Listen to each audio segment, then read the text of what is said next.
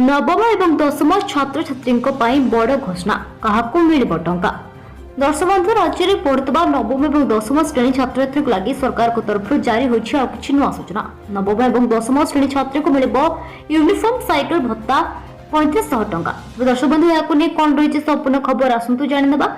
एणिक नवम और दशम श्रेणी छात्र छात्री लगी सरकार यूनिफॉर्म जोगाईदेवे। आसंता शिक्षा वर्ष प्रदान कर स्कूल यूनिफॉर्म और आनुषंगिक सामग्री व्यवस्था सहायता राशि 600 टंका मिलता बेले एवं 1000 टंका मिल अर्थात 2023-24 आर्थिक वर्ष बजेट में व्यवस्था रखा जाउछि।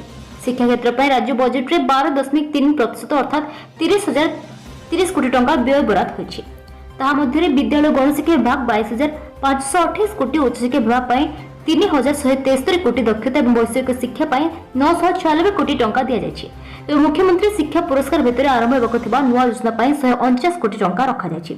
सहित अनुसूचित जाति और जनजाति हस्टेल रोकुवा अंतेवासी को उपयुक्त घोषणा जोगाई देवाक सरकार निष्पत्ति नहीं। सप्ताह को 4 दिन अंडा और गोटे माछ कि चिकेन प्रदान कर वार्षिक पिला पिछा अतिरिक्त 1000 टंका खर्च नवम और दशम श्रेणी को यूनिफॉर्म और साइकेल भत्ता 3500 टंका मिल।